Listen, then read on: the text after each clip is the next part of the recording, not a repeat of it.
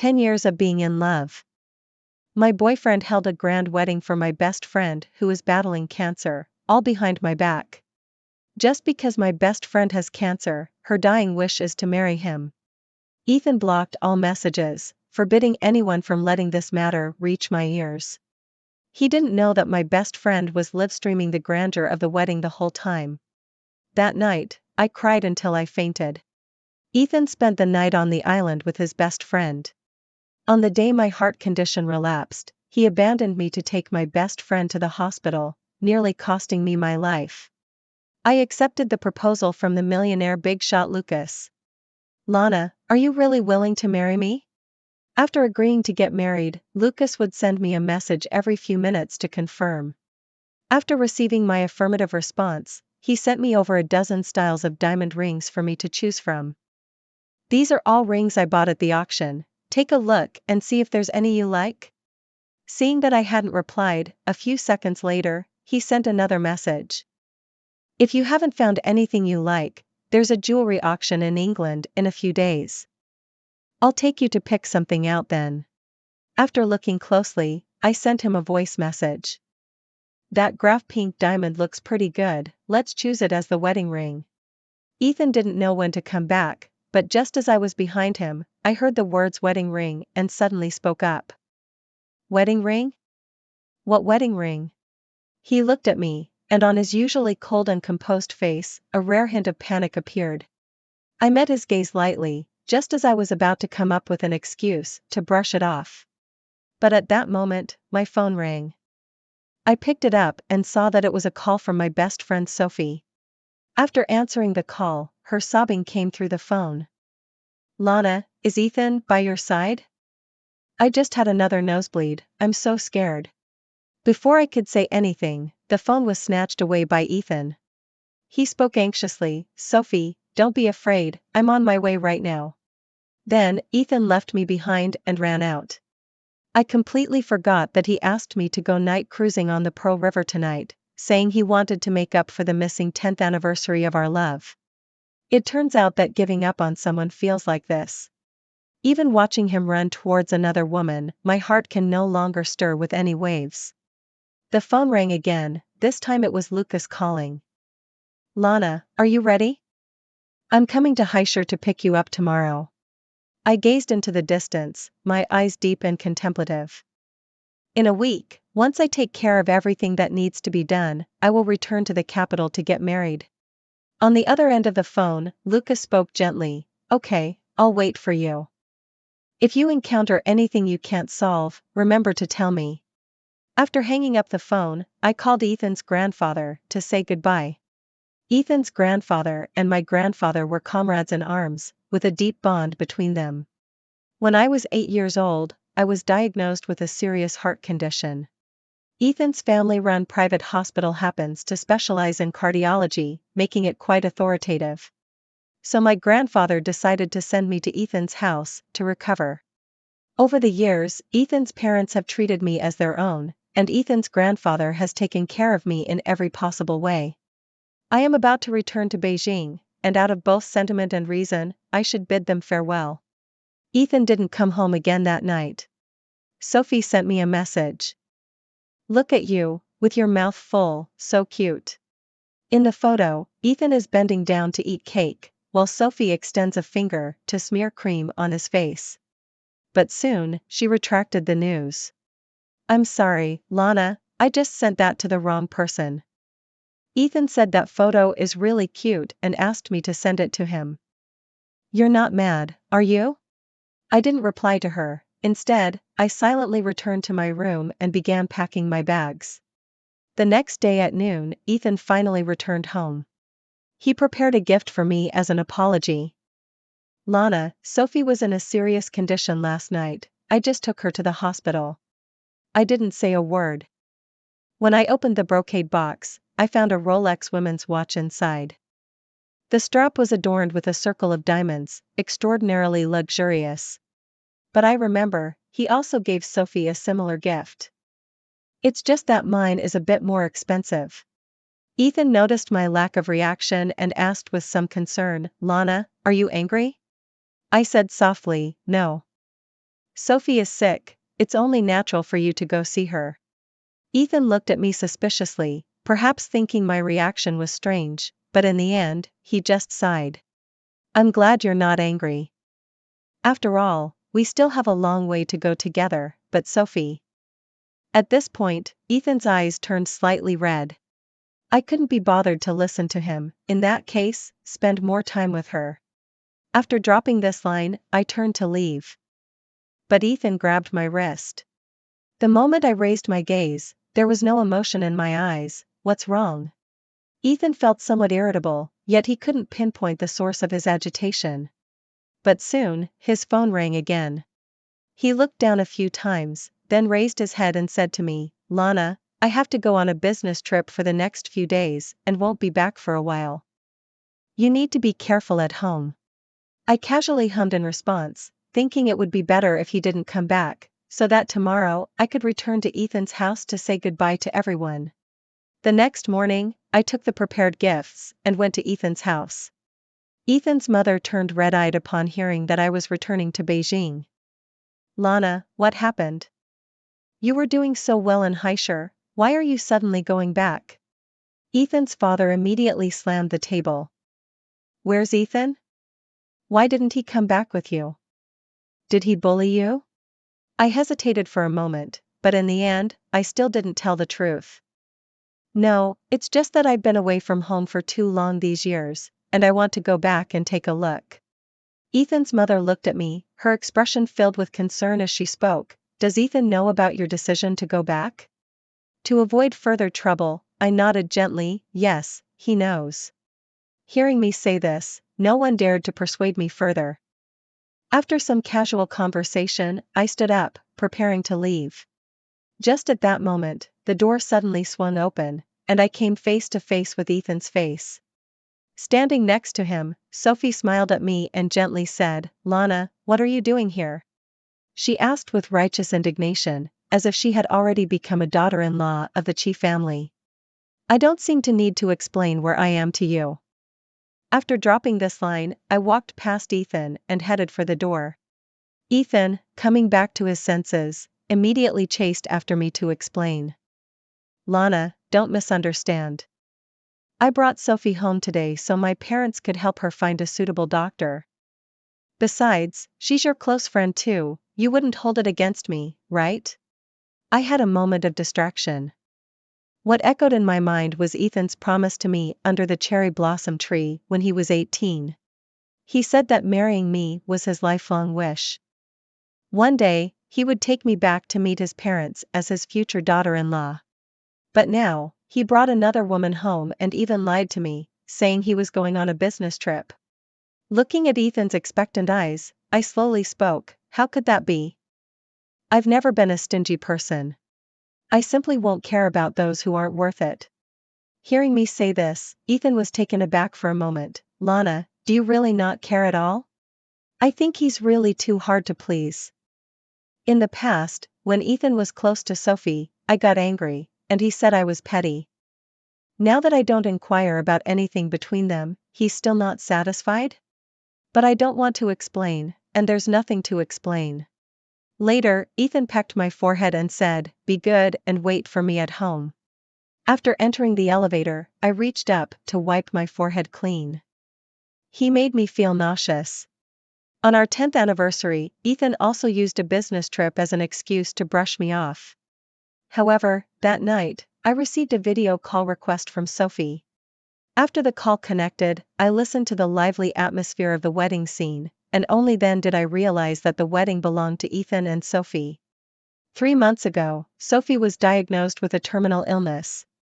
She posted on Instagram, I hope to have a wedding with the person I love most before I die.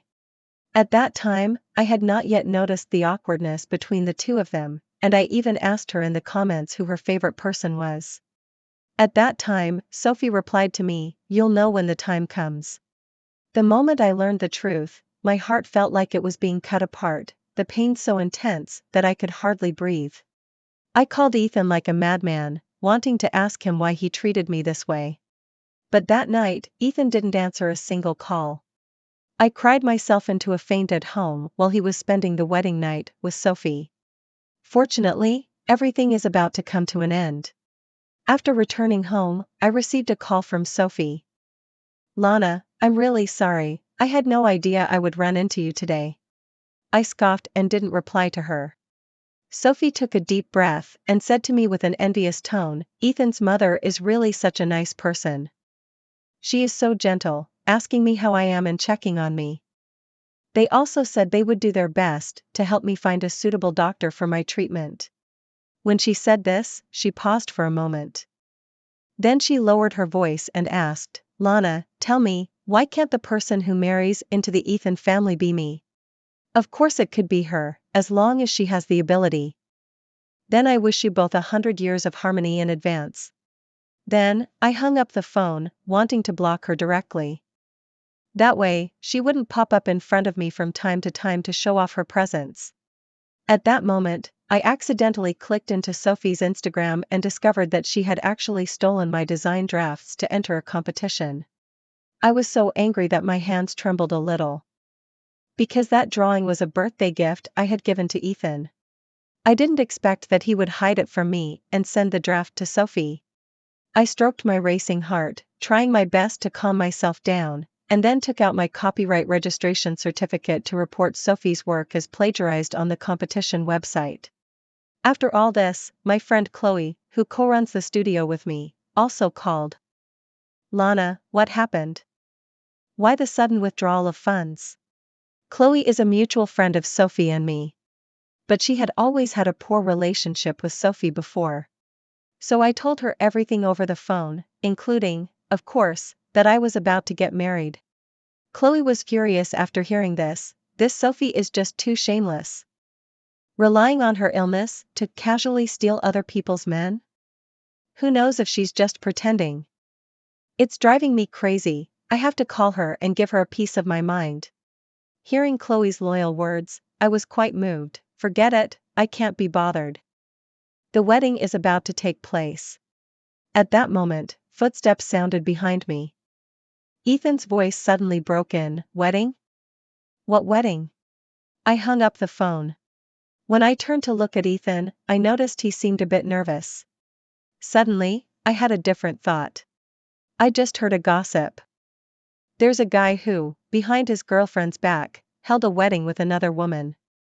A friend just said that man is despicable, and it's pitiful for his girlfriend, who still thinks she's his one true love. Who would have thought that as soon as these words were spoken, Ethan shouted out in great excitement. What is this all about? How do they know whether that man has his own reasons? What if that wedding is fake, just to fulfill the dying wish of a terminally ill patient? Hearing his grandiose words, I suddenly found it somewhat laughable. 10 years of feelings, all wasted on feeding the dogs.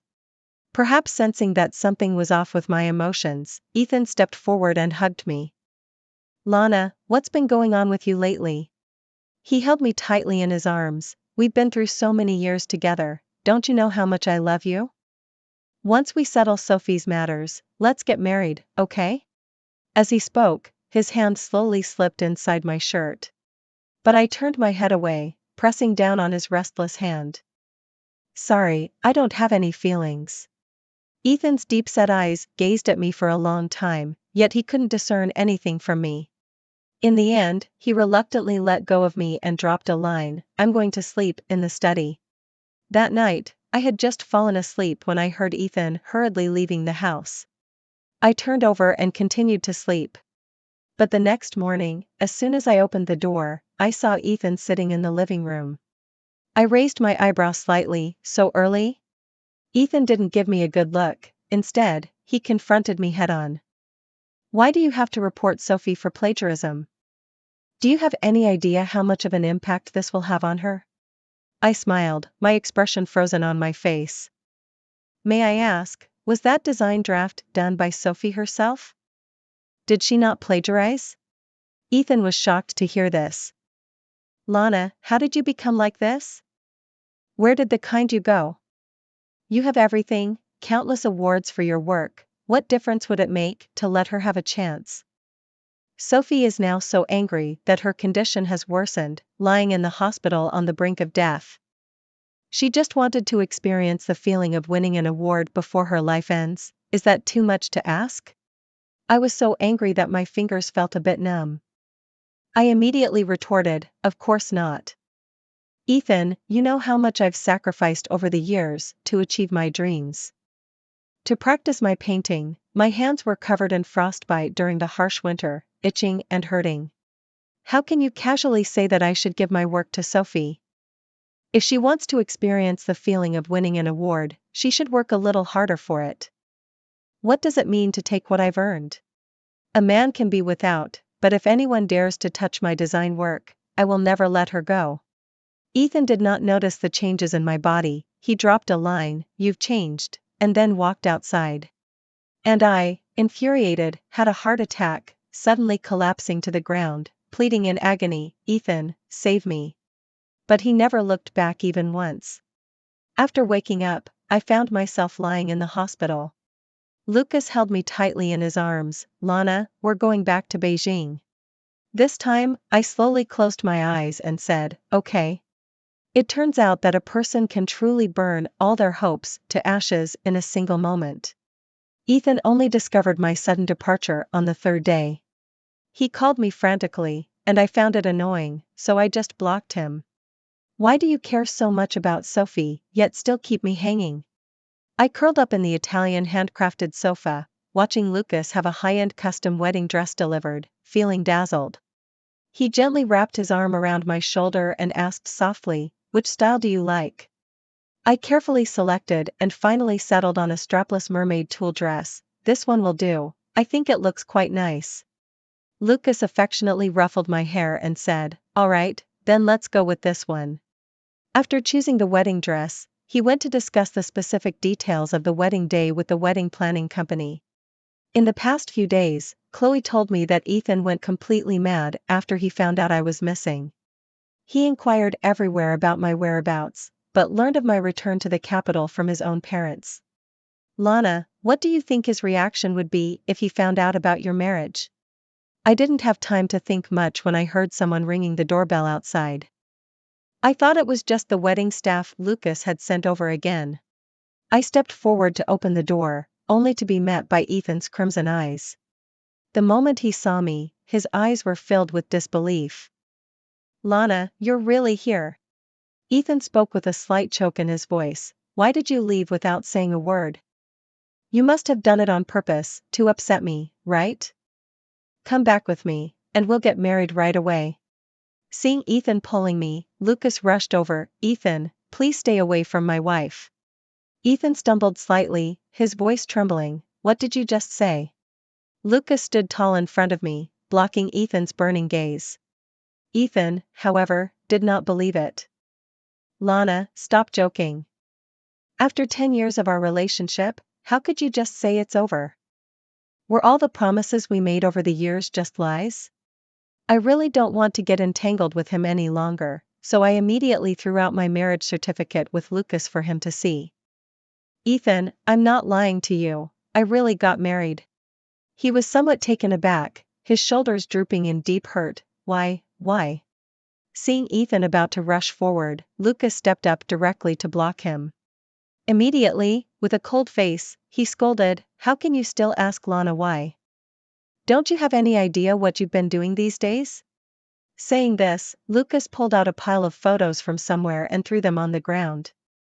"You keep saying you love Lana, yet you secretly marry another woman. Is this what you call love?"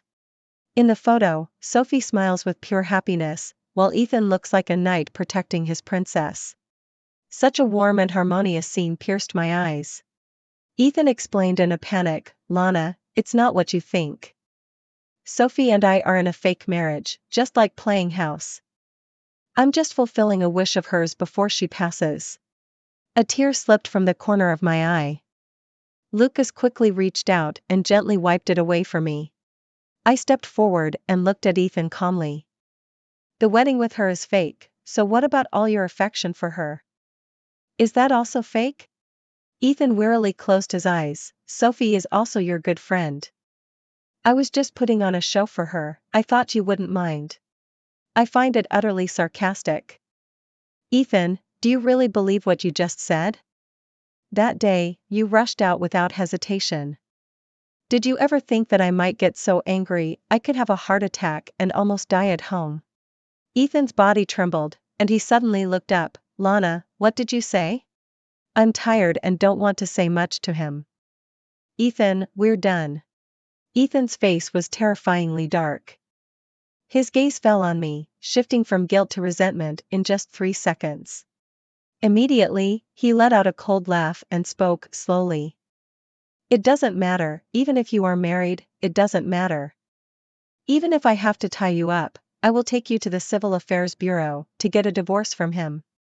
After saying that, he pulled out a blank check from his pocket and tossed it onto Lucas. Pretty boy, have you heard of the Chi family in Heischer? Fill in the amount on the check yourself and divorce my wife. Otherwise, you'll find out what happens when you cross me. I was so angered by Ethan's rude behavior that I wanted to confront him, but Lucas stopped me. Lucas didn't care, instead, he smiled faintly. Ethan, is this how you win back your lover? It's really not impressive. This struck Ethan like a dagger, and he erupted in anger. What the hell do you care? Do you have any idea that Lana and I have been childhood sweethearts? We've shared a whole decade together. Do you really think you stand a chance of stealing her from me? As long as I take her back and spend every day with her, she will definitely come back to me. Suddenly, Ethan raised his fist towards Lucas. I exclaimed, Ethan, you're crazy. But before that fist could land, it was blocked by Lucas with one hand. Tie Lana back up? Lucas's cold face was tinged with anger. What do you take her for? Is she just something you can summon and dismiss at will? Ethan has been working out for years, and his body is covered in muscle. But now, he was subdued by Lucas like a little chick, with no power to resist. Immediately, Lucas let out a cold laugh, and the bodyguards in the room responded at once. He directly took the rope and tied Ethan up tightly. Ethan's veins bulged with anger. Bastard, do you know who I am? How dare you treat me like this? After adjusting his cuffs, Lucas spoke slowly, you are from the High City Chi family? Why don't you go back and ask the old master of the Chi family if he has ever heard of the Liu family in the capital? Dropping this line, he raised his hand, and Ethan was carried out by a group of bodyguards. Completely ignoring Ethan's increasingly shocked expression. The Heischer Chijia lives in medical real estate. The Liu family's enterprises in Kijing City are spread across the country, their wealth far surpassing that of the Chi family. After doing all this, Lucas turned to me and explained, Lana, don't get me wrong, I don't usually act like this. Looking at his serious yet slightly nervous expression, I smiled gently. I think your approach is quite good. Otherwise, with Ethan's character, he would never give up easily. I am already tired of this endless entanglement. That evening, Lucas organized a dinner for our two families' elders to finalize the details of the wedding. This is also the first time I met Lucas's mother. During the waiting process, I felt a bit nervous, my palms sweating. Lucas held my hand tightly under the table and whispered reassuringly, Lana, don't be afraid. My parents really like you. After both sets of parents arrived, the atmosphere was relatively harmonious. When Lucas's mother saw me for the first time, she couldn't stop smiling and even took out a brocade box to hand to me. Lana, I've always heard Lucas talk about you, and today I finally get to meet the real you. You're even more beautiful than I imagined. Hearing this, I was taken aback for a moment. I met Lucas at an art exhibition. At that time, he was the exhibitor, and I was the curator. We hit it off immediately, chatting happily, and it was only 2 months from our first meeting to deciding to get married. Will he often mention me in front of his family? Seeing me in a daze, Lucas reminded me, open the brocade box and take a look. I guess it might be a gift for meeting. Either a watch or a bag. When the brocade box was opened, my mother, sitting next to me, gasped. Isn't it the ancestral jade bracelet of the Lucas family? In the brocade box, there lies a king's green ice jade bracelet. Previously, a financial journalist interviewed the Lucas family and mentioned this ancestral jade bracelet, which is said to be worth 9 figures. I was taken aback and hurriedly handed the brocade box back. This is too precious. Lucas's mother picked up the jade bracelet and directly helped me put it on my wrist. A gift for my future daughter-in-law, no matter the cost, it's not too precious. After saying that, she gently placed her hand on the back of mine, because you deserve it. That day, when I followed my parents home, I unexpectedly saw Ethan's father and mother at our house. My mom sighed. At that time, your grandfather insisted on sending you to Heischer, and the Ethan family repeatedly promised to take good care of you. We all thought that you and Ethan would be together in the end. We don't know what happened between you and Ethan, but you have received favors from Ethan's family over the years, so it wouldn't be right to turn him away. I also found it reasonable after hearing that, so I said to my mom, "Mom, don't worry, I will handle this matter well." I personally brought 2 cups of tea into the study. When Ethan's mother saw me for the first time, her eyes turned red. "Lana, I heard you returned to the capital to get married." I sighed. "Uncle, Aunt, I won't hide it from you any longer. Ethan and I are done." Uncle Chi furrowed his brows in anger. "Has this little brat done something to wrong you? Just watch me beat him to death." I remained silent, but Ethan's mother sensed something was off. "Is it because of that, Sophie?" I didn't say a word, but my attitude spoke volumes. Ethan's mother, her face full of shame, said, "Lana, we have treated you like our own daughter.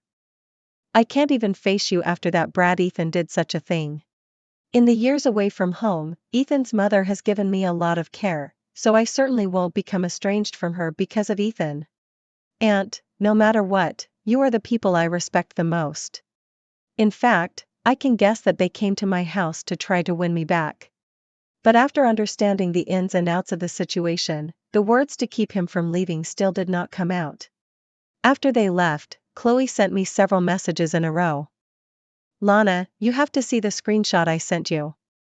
That Sophie is really crazy. After she heard that you were getting married, she actually posted a lot of derogatory comments about you on Instagram. It's simply infuriating." I opened a screenshot, and the strong aroma of tea rushed to my nose. Some people act as innocent as a little white flower, but who knows, they haven't even broken up with their boyfriend and are already eager to get a marriage certificate with another man. Don't be so cheap, okay? The accompanying image is an old profile photo of me. Moreover, she also replied in the comments. "You don't know, her husband is old and ugly, she only cares about his money." Chloe said to me, "This Sophie is such a bitch, I couldn't take it anymore, and after arguing with her, I just blocked her. I am immersed in the joy of my upcoming wedding and have no desire to let someone like this affect my mood." So I comforted Chloe, "Don't be angry, in 3 days I will be getting married, and I am waiting for you in the capital to be my bridesmaid." In the past few days, Lucas has taken me around to shop and have fun, calling it a way to cultivate our feelings. Despite the conscious effort to distance myself from certain people and events from the past, the gossip about Sophie reached my ears through various mutual friends. After returning to Heischer, Ethan's father and mother did the first thing they could. They went to the hospital to request Sophie's medical records. As a result, it doesn't matter if you don't look, but once you do, it takes you by surprise. Ethan's father keenly noticed that Sophie's various test indicators were abnormal, showing signs of intervention. So they began to investigate step by step. In the end, it turned out that Sophie didn't have any terminal illness at all. Her health was quite good. Before, fainting and feeling unwell was just a way to feign pity and attract Ethan's attention. After Ethan's mother learned of this, she had the security throw her and her belongings out of the hospital. Sophie cried out in fear, desperately clutching the hospital doorframe and refusing to leave. "Aunt, please don't kick me out, don't send me away. If Ethan finds out, he will definitely argue with you." Ethan's mother was furious, raising her hand and slapping her. "How dare you mention Ethan? Get out of here right now. Keeping you in the hospital is a waste of medical resources." After being kicked out, Sophie squatted in the hospital, crying and calling Ethan.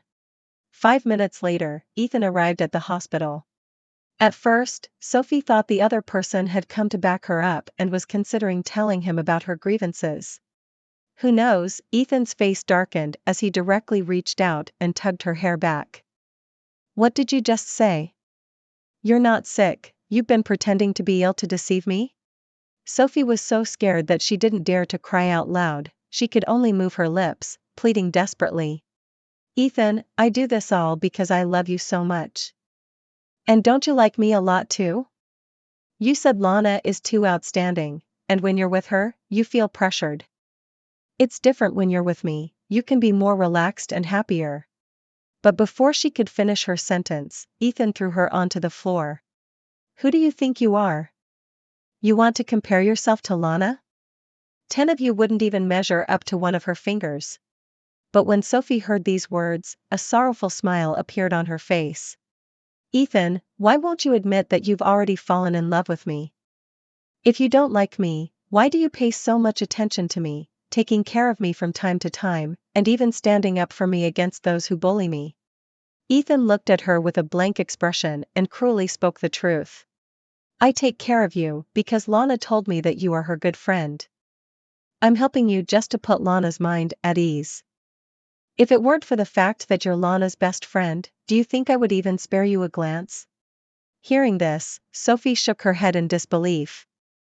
She screamed hysterically on the street. After Sophie vented, she spoke to Ethan in a tone that was almost boastful. "At this point, what good does it do to say how much you love her? On the day you held the wedding with me, I had already live-streamed the entire ceremony to Lana via video call. Can you guess how many calls she made to you that day? What do you think she felt when she heard the sounds of our wedding night? I lost my Ethan and became a complete madman." After he pulled Sophie into the car, he accelerated to the maximum speed, aiming to crash into the riverbank. "Without Lana, let's die together." The car crashed wildly, making Sophie scream in terror. When Ethan's supercar was stopped by the traffic police, Sophie was so scared that she fainted, her body going limp. It was the third day after this incident, the day before the wedding, when I received a call from Ethan. After a few days of not seeing him, his voice was hoarse to the point of being unrecognizable. When I heard the name Lana again, it felt as if I were in a different world. "Lana. On your wedding day, can I attend?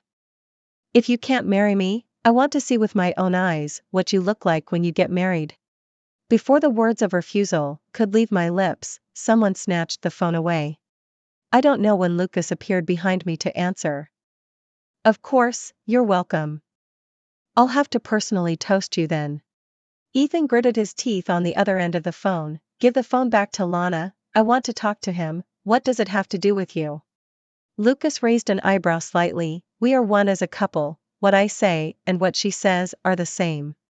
Ethan hung up the phone in anger. Then, Lucas handed the phone back to me. He reined in the hostility that surrounded him, his brows and eyes softening as he looked down at me. "Lana, you weren't angry just now, were you?" I chuckled lightly in response, "Of course not. You handled it well, saving me a lot of trouble." He let out a breath of relief, a bit nervously. "That's good. I was afraid you might be upset. But actually, I am a bit worried. Because I know Ethan, he has never been someone who gives up easily." "Lucas, do we really have to invite Ethan to our wedding? I'm worried he might cause a scene at the ceremony." He didn't care at all. "Lana, don't worry. With me here, he won't be able to cause any trouble." Lucas was never someone who could be easily bullied. I have seen him handle work with a decisive and vigorous demeanor. But now, he is willing to treat me with such patience and care. I stepped forward and gently embraced him. Lucas's body stiffened slightly. "Lucas, thank you. This sentence contains too many emotions. Thank you for supporting and accepting me like this. Also, thank you for giving me immense dignity when I was deeply wounded by emotions." Lucas's large hand gently rested on my head. "Between you and me, there's no need for thanks." On the day of the wedding, the guests filled the seats. I was in the hotel dressing room, incredibly nervous. During this time, Lucas came in several times, bringing me a lot of milk tea and food. Chloe couldn't help but feel envious. She joked, "Oh, the groom is trying to fatten up our bride." Lucas looked at me with a doting expression, "Today will be tough, eat a little more." At the wedding venue, everywhere was adorned with dazzling flame orchids, shining brilliantly. I wore a high-fashion sheer gown and slowly made my entrance to the beautiful music. Now there is a burst of cheers. My parents send me off to marriage with tears in their eyes. It takes only a minute to walk from the entrance to the center of the venue. But I walked from the wrong relationship to the right lover, taking a full 10 years. 10 years felt like a lifetime apart. With deep affection in his eyes, Lucas slowly stepped forward and knelt on one knee. "Lana, will you marry me?" When that enormous diamond ring appeared before my eyes, a wave of emotion surged in my heart. I covered my lips and slowly nodded. Immediately after, they exchanged rings and embraced each other in a kiss, all in one breath. Lucas spent a fortune to secure the billboard in the very center of the city. He wanted to loop the video of our wedding ceremony on it. He said that he wanted everyone to see my happiness and to wish me happiness. But Ethan, who said he would come to the wedding, did not appear. It was only after the guests had all left that I saw Ethan cornered and restrained by 2 bodyguards. His hands and feet were bound, and even his mouth was stuffed with rags. Nature cannot make any noise. Lucas stepped forward and pulled the cloth strip from his mouth. Ethan's eyes turned red with anger. "Is this your way of hosting guests?" Lucas maintained his expression, politely speaking, "I apologize for the lack of greeting, Mr. Ethan, please do not take offense." Ethan looked at me with a face full of reluctance. He spoke almost pleadingly, "Lana."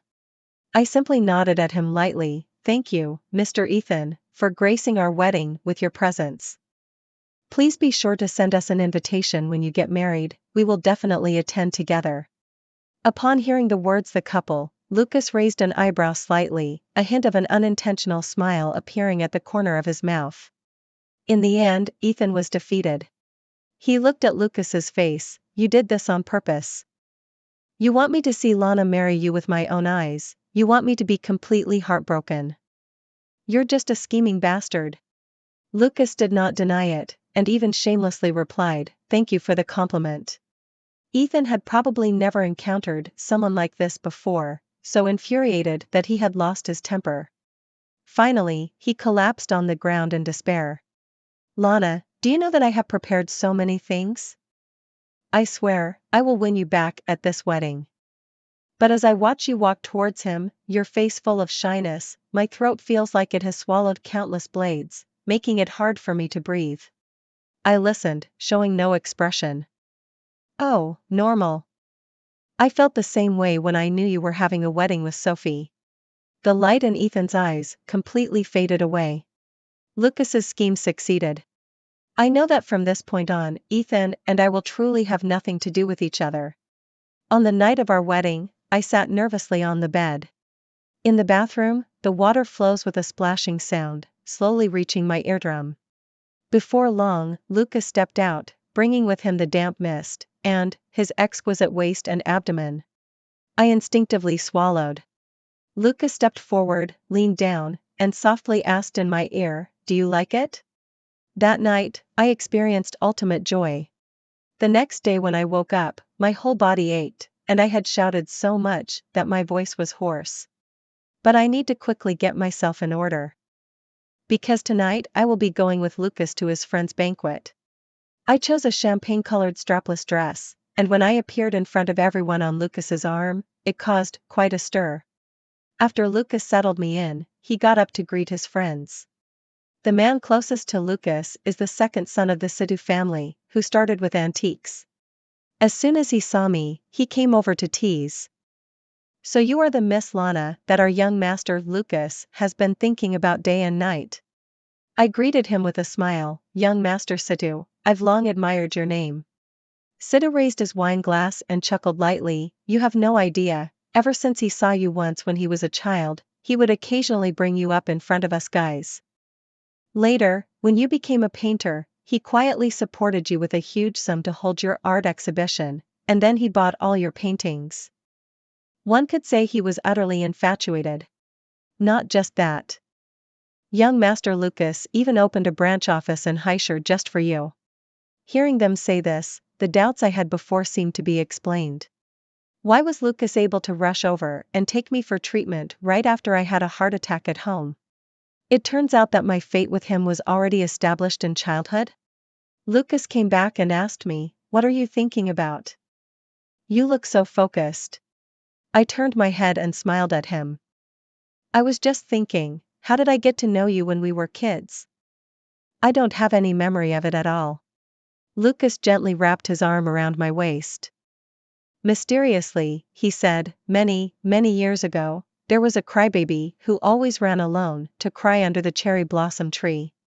I was practicing the piano upstairs at that time, and I got annoyed by the noise, so I thought I would go downstairs to see who could cry for so long. I didn't expect to run into you." As soon as he said that, I instantly remembered. "You're the big brother who comforted me? I used to be isolated by my friends due to my health issues, so I would go cry under a cherry blossom tree. I didn't expect to meet such a kind big brother. He will listen to me talk about my worries, and I will bring him delicious pastries and fresh flowers. We once had a wonderful time." Oh my, after so many years, Lucas has grown to be so stunningly attractive. After seeing the surprised expression on my face, Lucas gently ruffled my hair. "I watched you at the beginning, not getting used to the sea city, but gradually becoming happy, even ending up with Ethan. At that time, I was extremely upset, yet I thought, as long as you were happy, everything would be fine. But later I realized that you were not happy by his side. Still, I wanted you to be happy, so I silently supported your career and helped you overcome all obstacles." Speaking of which, Lucas let out a bitter laugh.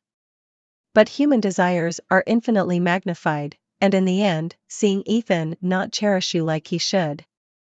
I want to keep you by my side, let me love you properly." My heart trembles slightly. After Ethan returned to the city, he fell into a state of despair day and night, hardly caring about business matters. Old Master Ethan, furious, picked up his cane and struck him several times, resulting in him being sent straight to the hospital. Sophie had been missing for a while. No one knew her whereabouts. Chloe said that someone had seen her picking up scrap in the southern part of the city, and she was completely disoriented, acting crazily. Later, one night, Chloe called me and said, "Lana, do you know? A few days ago, I ran into Sophie." When I heard that name again, I felt little emotion. That was someone who had long been far removed from my life. Zay, she really is in a terrible state now. Sophie can't even recognize anyone, and she's still mumbling about wanting to marry a rich second-generation heir and become a wealthy lady. Some homeless man on the street noticed that she was quite attractive and began to have improper thoughts. As a result, after a few encounters, she became even more deranged, and now she is even over 3 months pregnant. I have no sympathy for this. We are all adults now, the path we choose to take is entirely up to us. Once, I also gave my all to help her, but what I received in return was betrayal. After hanging up the phone, Lucas brought me a late-night snack. "Wife, don't tire yourself out. Come have some coconut sago, take a break." I looked up and saw Lucas's handsome face. A wave of satisfaction washed over me. Outside the window, countless lights are shining. Inside the room, my beloved is by my side.